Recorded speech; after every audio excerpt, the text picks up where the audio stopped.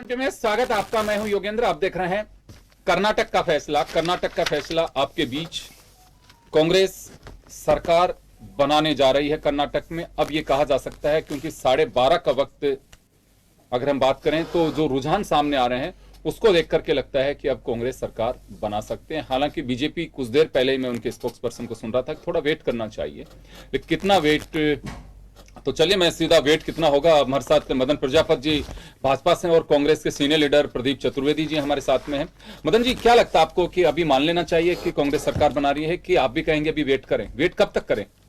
देखिए, ये रुझान है कुछ थोड़ा बहुत और ऊपर नीचे हो सकता है इसके अंदर। संभावना लग रही है? संभावना तो देखिए लास्ट टाइम तक रहती है स्थिति परिस्थिति जो है वो चुनाव के अंदर। ईवीएम कई बार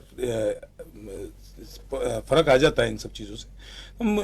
ठीक है, जो भी जनादेश होगा जनता का वो स्वीकार्य होगा। जी प्रदीप जी, अभी आपको क्या लगता है कि आपके उत्साह खुशी में वेट करेंगे कि आप झलक चुकी है वो?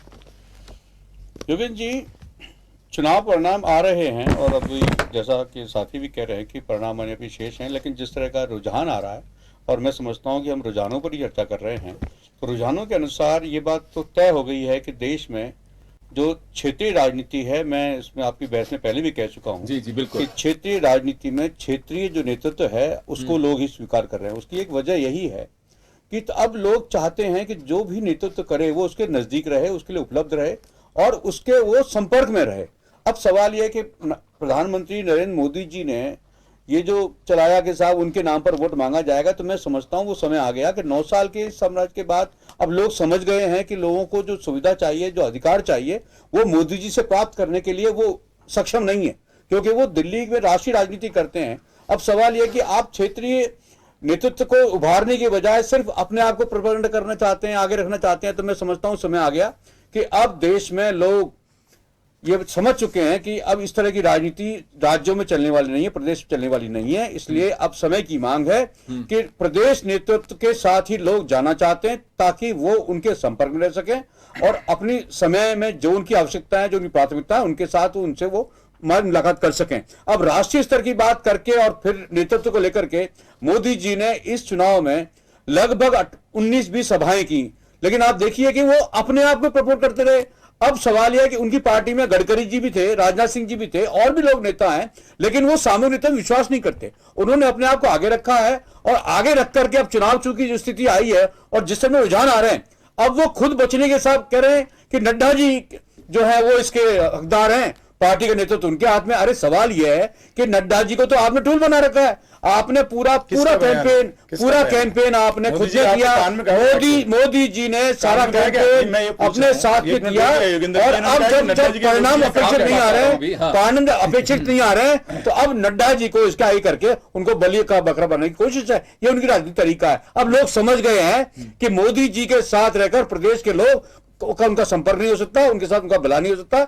इसलिए अब वो जान गए हैं कि मोदी जी से बात न कर प्रदेश स्तर पर क्षेत्रीय नेताओं से बातचीत कर उनके साथ रहा जाए। ये स्पष्ट हो चुका है और ये मैंडेट साफ साफ है कि आने वाले समय में मध्य प्रदेश, छत्तीसगढ़, राजस्थान में चुनाव जो हम जा रहे हैं उसमें अब मोदी जी का ये जलवा चलने वाला नहीं है। अब उनका झोला उठाकर जाने का समय आ गया है। अब ये समय मैं आपकी बात को आगे बढ़ाना चाहूंगा। मुख्यमंत्री अशोक गहलोत ने भी एक ट्वीट किया है। राजस्थान के मुख्यमंत्री अशोक गहलोत, उन्होंने कहा है कि कर्नाटक के चुनाव से शुरुआत है, राजस्थान, छत्तीसगढ़, मध्य प्रदेश में हम सरकार बनाने जा रहे हैं।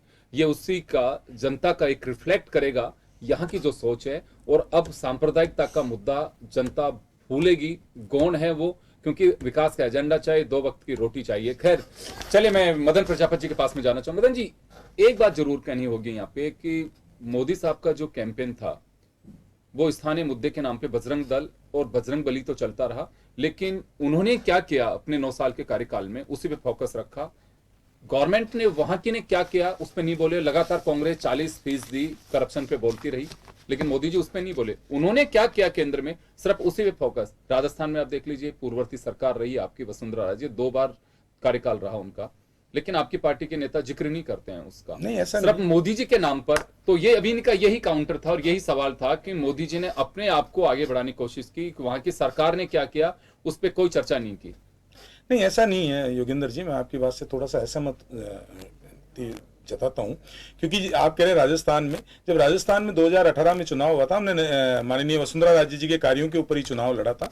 उन्हीं जैसे अभी की बात मैं तो अभी सरकार, अभी जो सरकार है 2018 से लेके अभी तक यहाँ की सरकार नहीं है, तो राजस्थान की कांग्रेस सरकार प्लस केंद्र की सरकार ने जो राजस्थान के लिए किया उसी पे तो चुनाव लड़ेंगे हम। तो इसमें इस दोनों चीज की में विरोधाभास है। दूसरी चीज, अभी मेरे मित्र कह रहे थे कि मोदी जी ने कहा है कि वो जवाब इनके कान में आके कह के गए थे, अपने हिसाब से थ्योरियां बनाते रहते हैं ये। हमारी जो मोदी जी के कान में कहे, मैं ये कह रहा हूं कि हमारी जो जीत होती है वो सबकी जीत होती है, कार्यकर्ता की जीत होती है, जनता की जीत होती है, संगठन की जीत होती है। इनके यहाँ जीत होती है तो होती है वो राहुल गांधी की जीत होती है, और अगर हार होती है तो कार्यकर्ता की हार होती है। आपने पंजाब में भी देखा, और 29 से भी ज्यादा चुनाव राहुल गांधी के नेतृत्व में लड़े गए, 29 में हार गए उसमें से सारे। आज पहली बार मल्लिकार्जुन खड़गे जी के नेतृत्व में चुनाव लड़ा गया, और उसके अंदर अभी तक इनको बढ़त हासिल हो रही है। आज मेरे मित्र बता दे कि जीत राहुल गांधी की है या मल्लिकार्जुन खड़गे की है, पहली चीज। दूसरी, अभी भी ये इनके जो ज्यादातर प्रवक्ता है वो ये कहते हैं कि राहुल गांधी की भारत जोड़ो यात्रा से हमारे को जीत मिल गई। तो राहुल गांधी की भारत जोड़ो यात्रा तो गुजरात के अंदर भी थी, क्या हुआ? और आज की स्थिति यह है योगेंद्र जी कि राहुल गांधी की स्थिति है, लोकल लीडरशिप राहुल गांधी को बुलाना ही नहीं चाहती है। ये पंजाब में भी हुआ, ये गुजरात में भी हुआ, ये हिमाचल में भी हुआ, कि किस तरीके से लोग जो है वो लोकल लोग चाहते हैं कि राहुल गांधी सभा नहीं करे, वरना अलग इफेक्ट पड़ेगा। फिर भी ये राहुल गांधी को थोपने पे या उसको जीतने का सहरा उसके माथे पे बांधने के लिए रहता है। पहली चीज। दूसरी चीज, इन्होंने कहा कांग्रेस का जो काम है, कांग्रेस की जो नीतियां हैं, हो सकता है एंटी इनकम्बेंसी है, ये हमारे को नुकसान उठाना पड़ा हो तो हम सामूहिक उसकी जिम्मेदारी लेंगे। लेकिन आपके चैनल पे बैठ के मैं ये जिम्मेदारी से कहता हूं कि नतीजों के बाद में किसी संवैधानिक संस्था को जिम्मेदार नहीं ठहराएंगे हम, ईवीएम को जिम्मेदार नहीं ठहराएंगे हम, चुनाव आयोग को जिम्मेदार नहीं ठहराएंगे। मैं नहीं से ठहराऊंगा, अगर जो हार होगी उसको स्वीकार करेंगे। ईवीएम के लिए थोड़ी राहत की खबर है कि उस पर कोई लांछन नहीं लगेगा। प्रदीप जी, क्या लगता है आपको कि ईवीएम को लांछित नहीं करेंगे, मदन प्रजापति करे? अभी वो बात है या ट्रेंड बदल गया कि अब ऐसा कुछ नहीं है कि आईटी का जमाना है और आप लोगों ने भी बहुत अच्छे से नजदीक से इसको देख लिया, अब ऐसी कोई गिला शिकवा नहीं है ईवीएम से? योगेंद्र जी, बात सिस्टम की है। हाँ। राजनीति में जो बात होती है उसमें मैंने आपसे आज ईवीएम की बात कि आज हमारी बात, हम ईवीएम की बात करते हैं, और जहां पर ईवीएम की मशीनें पकड़ी गई हैं, इस चुनाव से पहले ईवीएम की मशीनें पकड़ी गई हैं। आज ईवीएम का काम नहीं बोलेगा, नहीं इस तरह बहस नहीं होगा। जी जी, मुझे बोलना ना, मैंने बोले थे, मैं नहीं बोला। बिल्कुल, प्लीज आप कंटिन्यू करें। सवाल इस बात का है कि जिस सिस्टम को हम करते हैं और जिस तरह को हम फॉलो करते हैं, उस सिस्टम में जो भी चीजें आज होने की हैं उसको हम डिनाई नहीं करते हैं। वास्तविकता यह है कि जो प्रदेश का चुनाव होता है उसमें हमारा पूरा प्रदेश नेतृत्व तो शामिल रहा। आज डी.के. शिव कुमार जी और हमारे पूर्व मुख्यमंत्री थे, उस सब वो शामिल से रहे। सवाल यह है कि हमने प्रदेश नेतृत्व को, ध्यान होगा आपको, 2018 में राहुल गांधी जी ने कहा था कि अब हम प्रदेश के चुनाव प्रदेश नेतृत्व के नेतृत्व में लड़ेंगे। ये एक पॉलिसी बनाई 2018 में, राहुल गांधी जी का कहना था ये। और उसके बाद राजस्थान, मध्य प्रदेश में हमारी सरकारें बनी थी। उसी तरह से मैं आप कहना चाहता हूं कि केंद्रीय नेतृत्व ने यह समझ लिया कि हमको क्षेत्रीय प्राथमिकताओं के साथ जाना होगा। क्षेत्रीय चुनाव जितने भी होंगे हम क्षेत्रीय लोगों की प्राथमिकताओं और उनके साथ चुनाव लड़ेंगे। चूंकि क्षेत्रीय नेतृत्व का उनके साथ एक समन्वय होता है, उनका एक संपर्क होता है।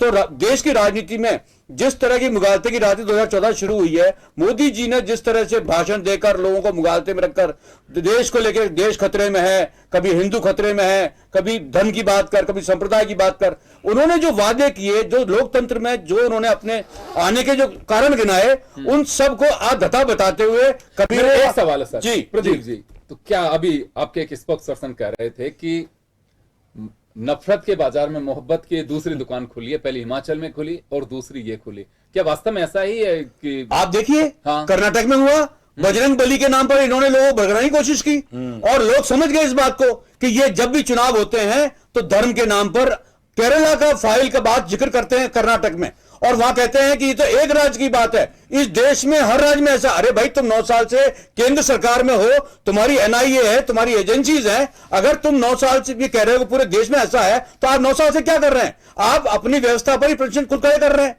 तो प्रधानमंत्री जी जब राजनीति करते हैं तो ये भूल जाते हैं कि उनकी भी जिम्मेदारी देश के प्रति है, उनके देश के प्रति जिम्मेदारी है। इसलिए प्रधानमंत्री ने जो कुछ कहा उसका उन्होंने खुद ही खंडन किया और खुद ही वो अपनी बातों में फंसे। और आज कर्नाटक के लोगों ने उनको बता दिया कि मुगालते की राजनीति चलने वाली नहीं है, लोगों को सुविधाएं चाहिए, लोगों को प्रजातंत्र अधिकार चाहिए, और उनके साथ जो संपर्क में जो नेता रहेंगे उनके साथ।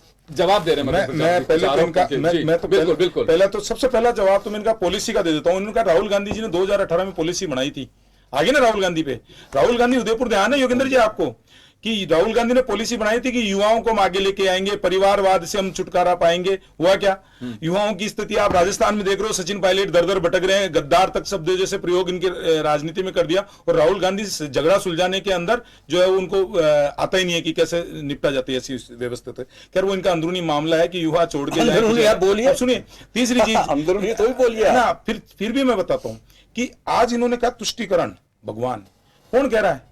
भगवा आतंकवाद की थोड़ी गढ़ने वाले, राम के अस्तित्व को नकारने वाले और बजरंग बली के भक्तों का अपमान करने वाले लोग, बजरंग बली के मंदिर के अंदर जो भक्त होते हैं उनको पीएफआई के साथ में बिठाने वाले लोग जो ये कहते हैं राजस्थान में। ये जवाब तो आपको मिल गया, मदन जी, इसका ये जवाब तो आपको मिल गया। मैं देता हूं जी जी, इसका असर क्यों नहीं दिख रहा? या फिर अगर मान लो बजरंग दल से आपको लग रहा है कि बैन वाली बात से बड़ा नुकसान अगर लग रहा है कि कांग्रेस को है, बीजेपी को अगर फायदा नहीं, मिला इनको तो फायदा मिला है, तो एक बात बताइए फिर क्या सीटें 150 के ऊपर जाती? देखिए मैं बताता हूं आपको योगेंद्र जी, मैं एक चीज समझाता हूं।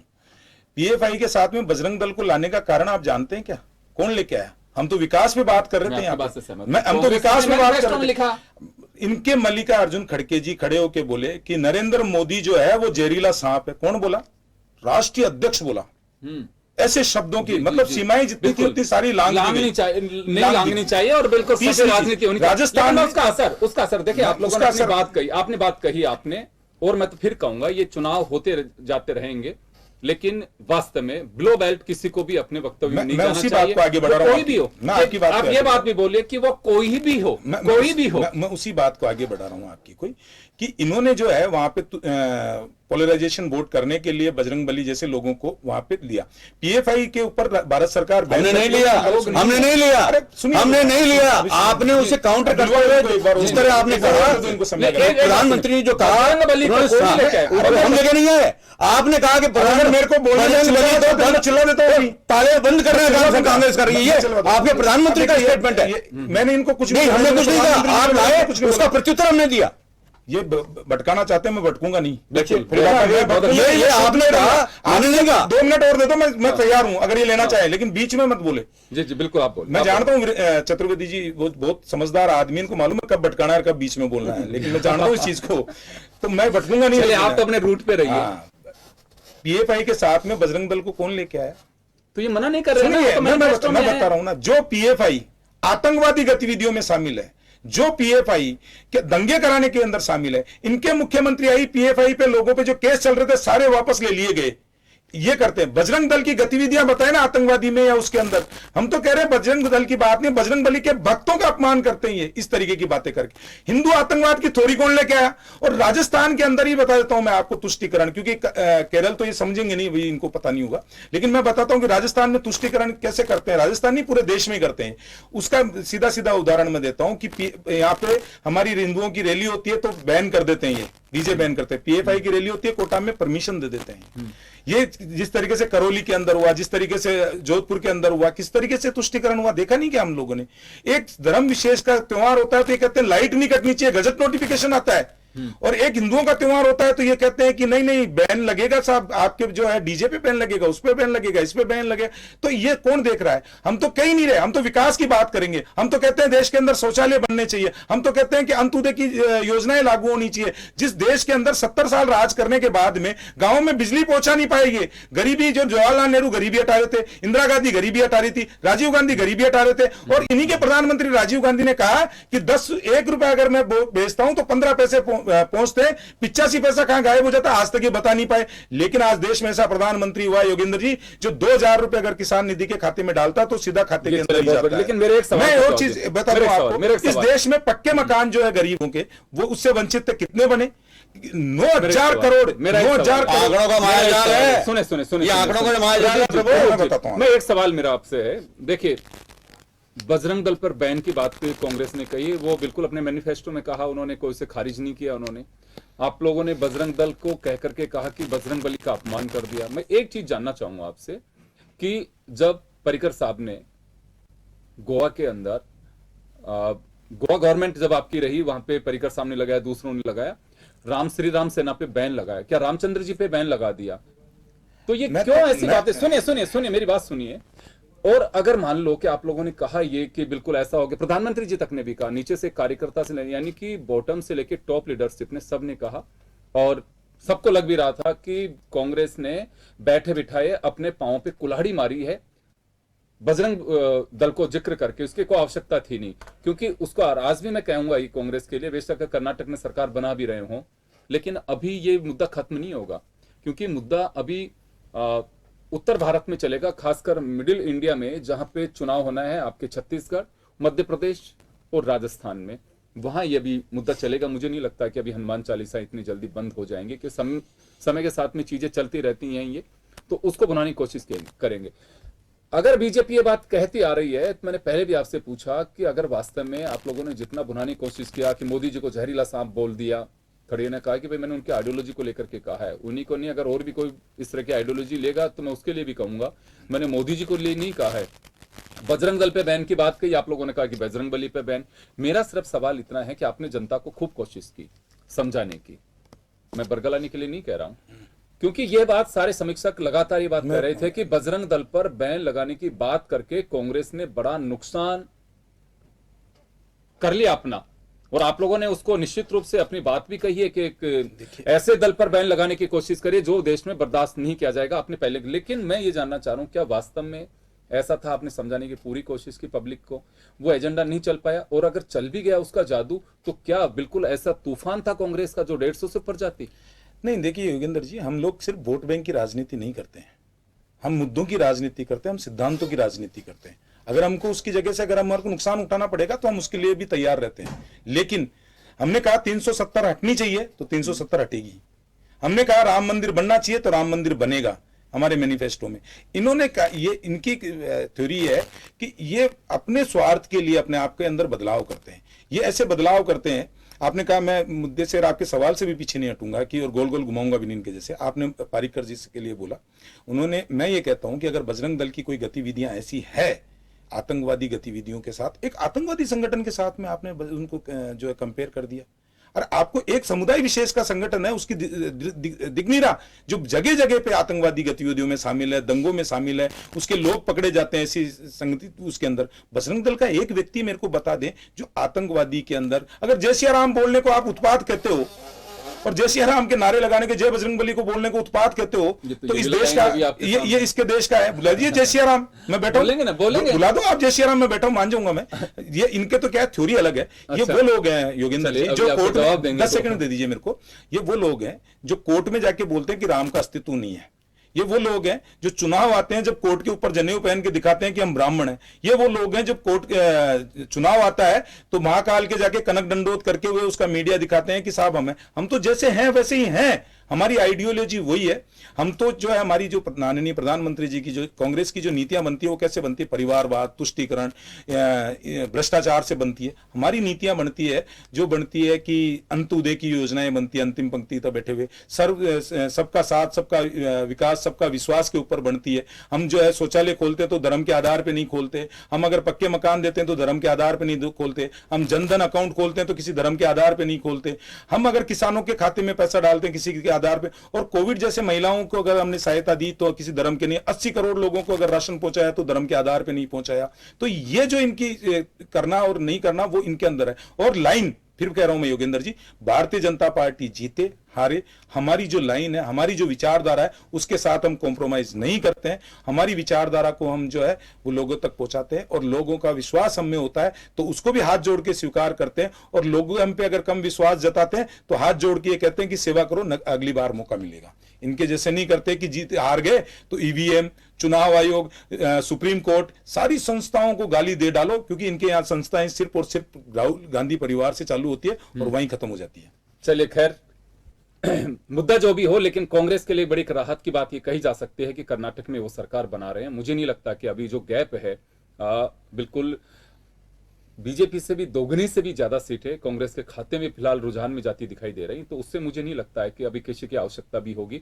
दो चीजें यहां सामने दिखाई देंगी, जेडीएस, क्योंकि अभी भी कुछ विश्लेषकों का ही मानना है कि सीटें इनके पास इतनी होनी चाहिए, अगर टूटने की स्थिति भी कहीं लगे तो ना टूट सके, क्योंकि खतरा कांग्रेस के सामने अभी ये भी रहेगा कि मध्य प्रदेश की तरह, गोवा की तरह या दूसरे राज्यों की तरह किसी तरह का कोई खतरा मंडराए ना, वो उसकी एक बड़ी संभावना आजकल चुनी सरकारों के सामने रहती हैं, ऐसा कुछ विश्लेषकों का मानना है। प्रदीप जी, क्या लगता है अभी आपको कि 2024 से पहले विपक्ष एकता का एक एजेंडा होगा? क्योंकि मैं ये इस वजह से कर रहा हूं, मुझे अच्छे से ध्यान है कि नीतीश कुमार लालू यादव ने सीटें ज्यादा ली, लेकिन नीतीश को मुख्यमंत्री बनाया सिर्फ ये कह के कि विपक्ष एकता की मजबूती जरूरी है, उसके लिए मैं सत्ता का त्याग भी करना पड़े तो मैं कर दूंगा। यहां आपको दिखाई दे रहा है कि जेडीएस बेशक बहुत कम सीटें हैं, सरकार बनाने के लिए आपको अगर यही रुझान स्टैंड करते हैं तो कोई आवश्यकता नहीं है, लेकिन लगता है आपको कि विपक्ष एकता का एक मैसेज देने के लिए इसमें कुछ मुहिम को आगे बढ़ाना चाहिए आप लोगों को? देखिए, जो प्रश्न आपने उठाया है, ये प्रश्न हालांकि हमारी हाईकमान का मामला है, वो पार्टी विचार करेगी, पर आज मैं ये बात समझ सकता हूँ कि कर्नाटक के चुनाव में देखिए कि इन्होंने जितनी भी बातें की, जितना भी इन्होंने प्रोपेगेंडा किया और प्रधानमंत्री ने किया, सबसे बड़ी बात यह है कि भारतीय जनता पार्टी की अगर कोई वरिष्ठ नेता और दूसरे नेता होते तो शायद ये इतना मेजबान नहीं होता, लेकिन प्रधानमंत्री पूरे देश में प्रधानमंत्री अपनी छाती चौड़ी करके घूमते हैं और उनको ये भ्रम था कि हम प्रधानमंत्री के नाम पे चुनाव लड़ेंगे। अब ये जो शगुफा ने डाला ना कि हम प्रधानमंत्री के नाम चुनाव लड़ेंगे, अब देखते हैं कि मध्य प्रदेश में, छत्तीसगढ़ में, राजस्थान में क्या इसी फॉर्मूले पे आते हैं। अब इनको देखना पड़ेगा। राजस्थान में मैं आपको बता देता हूं कि राजस्थान में मोदी जी अभी आए और आदिवासी क्षेत्र में गए। आदिवासी क्षेत्र में इसलिए गए कि वहां भारतीय ट्राइबल पार्टी ने 2 सीटें हासिल की। उन्होंने देखा कि ये वोट बैंक शायद को कांग्रेस चटक करके अलग हुआ है, तो उन्होंने डोरे डालने के लिए पहुंच गए। लेकिन मैं आपको कहना चाहता हूं कि अशोक गहलोत उनसे वरिष्ठ हैं, उनको वरिष्ठ मानते हैं प्रधानमंत्री नरेंद्र मोदी। उसी अशोक गहलोत ने उस महंगाई राहत शिविर में जो आदिवासी क्षेत्र है उसमें आज 80% लोगों को यह राहत देकर उनमें विश्वास पैदा किया है कि आने वाले समय में ये आदिवासी जो सेगमेंट है जिसमें प्रधानमंत्री आकर अपने डुलगुई बजाकर गए हैं, उसमें कुछ भी नया होने वाला नहीं है। और आपको बता देता हूं कि अशोक गहलोत से उनका पाला पड़ा है।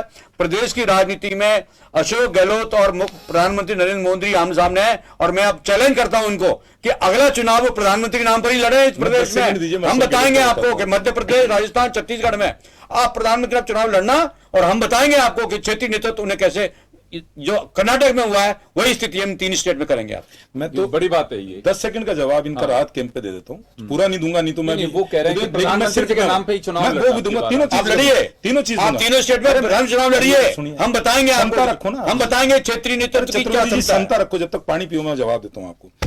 इन्होंने कहा राहत कैंप, बिजली की 200 यूनिट फ्री कर दी हमने इसी महीने के, बता रहा हूं 35 पैसे 45 पैसे, आज 56 पैसा सरचार्ज बढ़ा दिया गया है। 1 महीने की बात बता रहा हूं, 15 से 20 दिन के अंदर। तो ये तो बिजली की जो इनकी फ्री देने की योजना है वो बता देता हूं मैं।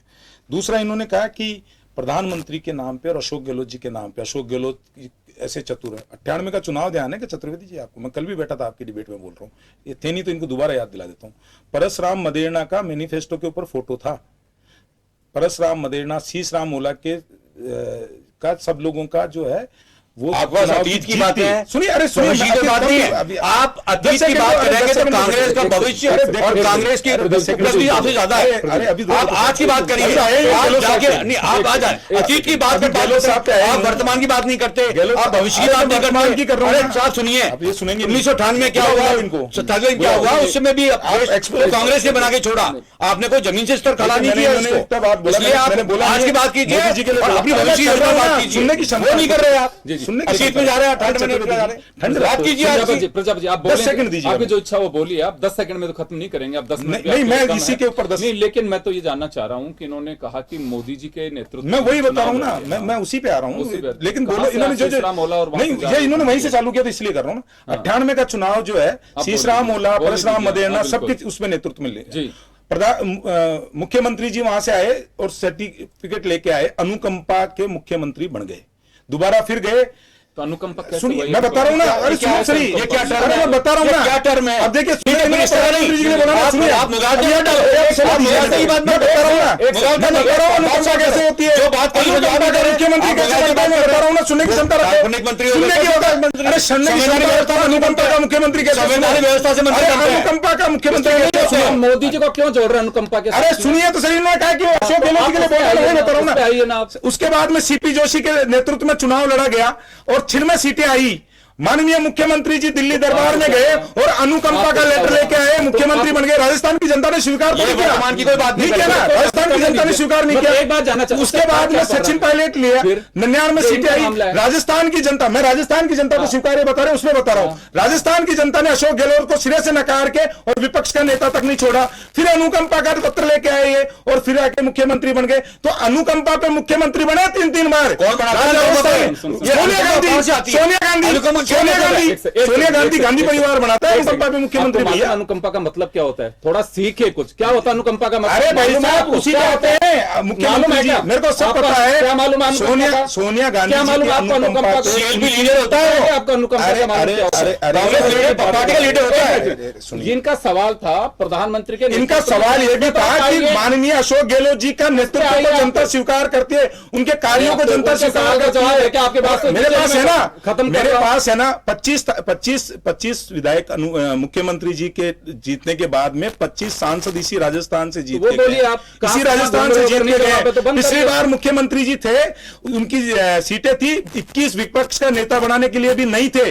और अगर इतना ही अशोक गहलोत जी पे दमखम था तो माननीय प्रधानमंत्री जी का मुकाबला करते। राष्ट्रीय अध्यक्ष बना रही थी सोनिया गांधी, क्यों पीठ दिखा के भाग गए? उनको पता था कि वहां पे भारतीय जनता पार्टी के शीर्ष नेतृत्व के ऊपर आप लोगों को पता है। उपलब्धि है ही नहीं ना, क्यों उपलब्धि है ना, जीरो है, गरीबी हटा देंगे, जीरो है। एक बात सुनिए, उपलब्धि है ही नहीं है। क्या क्या आप वसुंधरा जी के नेतृत्व में चुनाव लड़िए या गजेंद्र सिंह के नेतृत्व में चुनाव लड़िए? कमल के फूल पे मामला है क्यों? आपका इंटरनल हमने ये थोड़ी कहा है, मैं तो ये कह रहा हूँ कि जनता का ये बता रहे थे कि जनता को स्वीकारिए मुख्यमंत्री नहीं है, जनता को स्वीकारिए मुख्यमंत्री पार्टी में। चले हमारा भी नहीं है, आप अरे हमारे नहीं, जनता का इंटरेस्ट नहीं, हमारे घर में क्या है, जनता का विकास का भाग में आपने 2 बार विपक्ष का नेता भी नहीं छोड़ा। केंद्र में ऐसा नहीं हो, केंद्र में 2 बार विपक्ष का कांग्रेस में क्या हो रहा है, कांग्रेस में क्या हो रहा है? 2 हमारी पार्टी अंदर थी और 2 में और होने के बाद हम सरकार थी और 2 में नहीं, सरकार ने, जनता ने आपको नकार दिया है। राहुल गांधी को नकार भी करना है, चुनाव जीते हैं। अरे यूपी सुनिए, आप एक बात बताइए, कहां से कहां आज के रिजल्ट पे बात करिए। इनको तो नकार दिया, आज कर्नाटक में क्या हो रहा है? आपको अप्रिशिएट कर रहे हैं वहां के लोग, आप उस पर बोलिए। कर्नाटक से कहां घुस रहे हैं? कौन आया कर्नाटक से? कहां भाई? आप नहीं आए, आप केवल गांधी परिवार, ये परिवार, वो परिवार, बस मुद्दे पे देखो जवाब नहीं।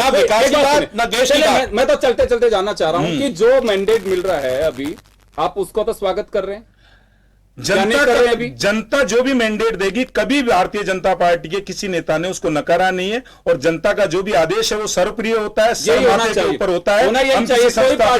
लेकिन दाएं बाएं जब आप घूम रहे, चर्चा कर्नाटक की चल रही है, आप कहां से, इन्होंने जिक्र किया, आपने शुरू कर दिया कि वो हो गया, उसके ये हो गया। अगर अशोक गहलोत जी की बात ये कहेंगे, जनता, मैंने योगेंद्र जी सिर्फ इतना बताने की कोशिश की है, आगे जाना पड़ेगा। सुनिए, स्टेट की राजनीति में एक स्टेट चुनाव आने दीजिए, हम देखेंगे। हम तो ये चाहते हैं अगर ये जीते हैं तो, मैंने फिर कह रहा हूं आपके चैनल के माध्यम से कि सब चीजें स्वीकार होगी इनके, जैसे हम किसी के ऊपर आरोप प्रत्यारोप नहीं लगाएंगे। चारा क्या अगर नहीं करोगे तो? क्या ये लगा देंगे? अभी अगर आज कर्नाटक जीत जाते हम तो ये कहते हैं कि ईवीएम का दुरुपयोग हो गया, उसका दुरुपयोग हो गया, ये कहते हैं। हम नहीं करें, हम तो स्वीकार करते हैं हार को भी और जीत को भी, कार्यकर्ता की जीत। चलिए, मैं माफी चाहूंगा, मैं रोकना चाहूंगा तमाम अतिथियों को, हमारे दर्शकों को।